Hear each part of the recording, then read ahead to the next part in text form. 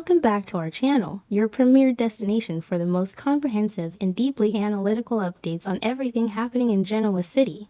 Today is a beautiful day to dive into the intricate webs of deception, love, and revenge that define our favorite families. We have a massive update to unpack regarding the shifting dynamics between the Newman and Abbott dynasties, focusing on a pivotal conversation that could change the landscape of the show forever. Let us jump right into the heart of the drama. The complex, enduring dynamic between Jack Abbott and Nikki Newman has always been a cornerstone of the drama in Genoa City, and their latest encounter over the weekend proved to be an absolute masterclass in emotional manipulation, lingering affection, and strategic maneuvering. When these two former lovers sat down together, the atmosphere was thick with years of shared history, unspoken regrets, and a mutual understanding of the dark forces that constantly threatened to pull their lives apart. Jack, currently navigating the absolute wreckage of his own personal and professional life following the disastrous fallout with Diane Jenkins, found himself seeking solace and a golden opportunity to strike back at his ultimate rival, Victor Newman. Nikki, already heavily burdened by the immense stress of her family's ongoing crises, was uniquely vulnerable to Jack's highly calculated narrative. During this deeply intense meeting, Jack seized the opportunity to recount the harrowing events that recently transpired on the yacht with the deeply unstable Patty Williams.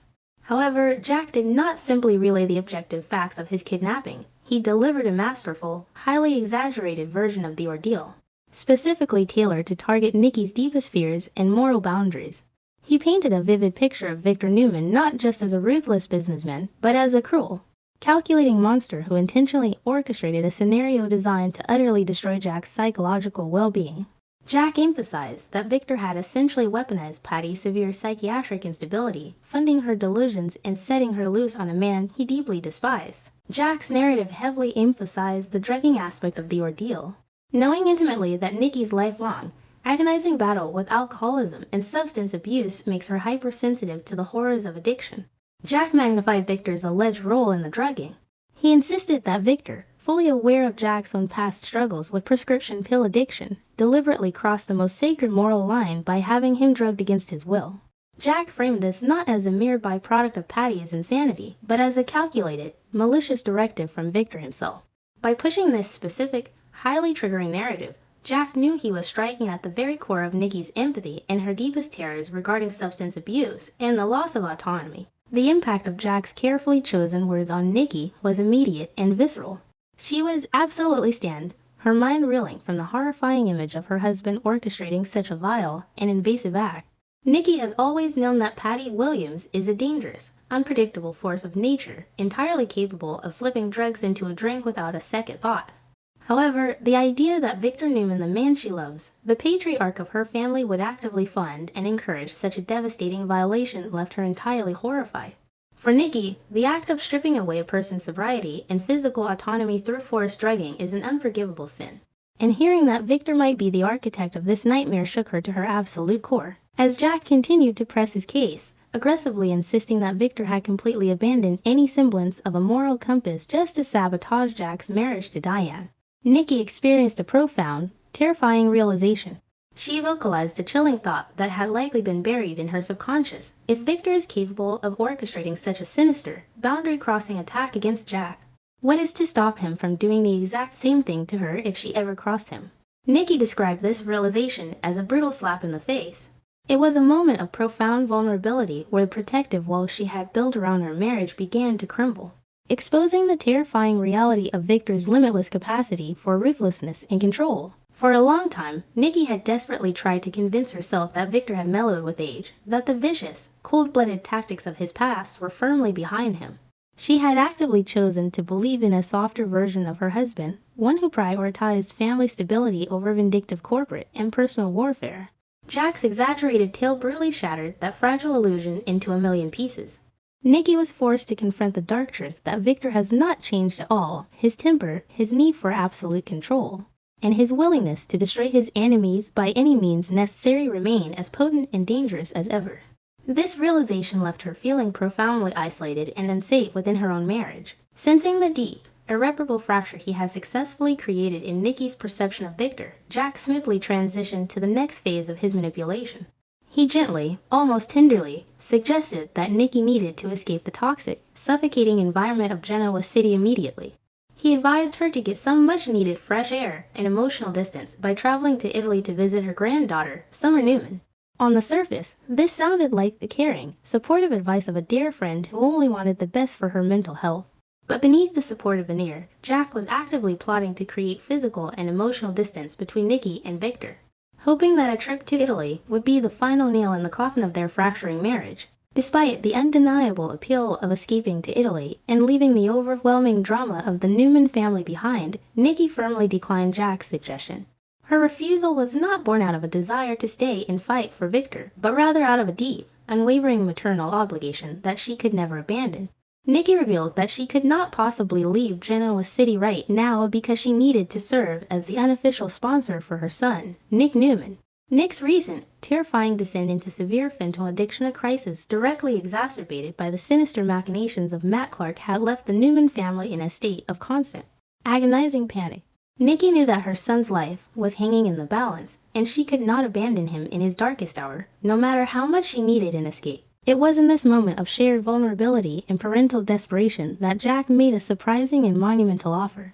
Recognizing the immense, crushing weight that Nikki was carrying on her shoulders, Jack stepped up and volunteered to become Nick's official sponsor throughout his grueling rehabilitation and treatment process. This was not an empty gesture or a simple favor. It was a profound commitment rooted in Jack's own painful, highly publicized history. Jack reminded Nikki that he was uniquely qualified for this role, as he had endured a nearly identical nightmare.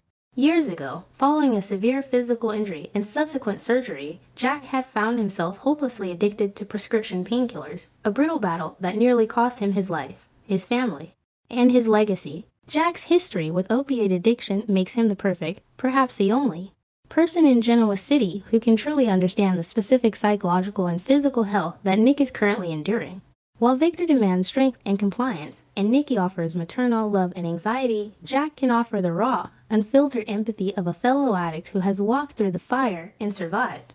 He understands the insidious nature of the cravings, the crushing shame of a relapse, and the desperate, manipulative behavior that accompanies the disease.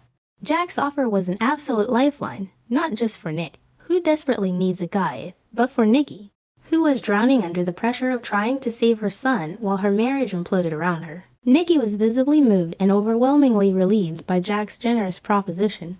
She knew in her heart that Nick needed someone outside the immediate, highly pressurized Newman family dynamic to guide him through his recovery. She immediately agreed to the plan, promising to have Nick contact Jack as soon as possible to formalize the sponsorship. This agreement created a beautiful, warm moment of genuine connection between the two former lovers.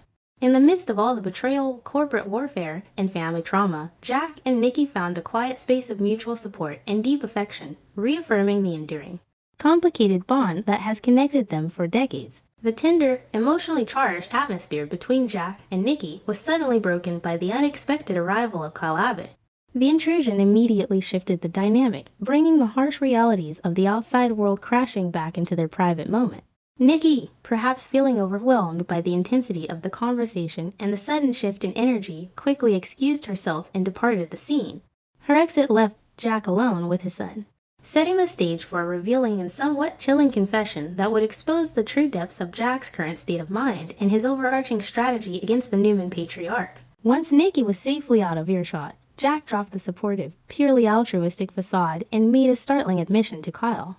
He openly confessed that he had intentionally embellished the story of his kidnapping and the events on the yacht to make Victor look significantly worse in Nikki's eyes. Jack admitted that he had added specific, highly inflammatory details regarding the drugging to ensure that Nikki's reaction would be one of absolute disgust and horror. This confession highlighted the dark, manipulative path Jack is currently walking. He is so utterly consumed by his hatred for Victor and his desire for vengeance that he is willing to weaponize his closest friendships and distort the truth to achieve his goals. Jack's ultimate endgame is now crystal clear to the audience. He is absolutely determined to ensure that Nikki never returns to Victor. While Jack genuinely believes that Victor is a toxic, destructive force and that Nikki is infinitely better off without him, his actions are heavily fueled by his own vindictive desire to inflict maximum pain on his rival.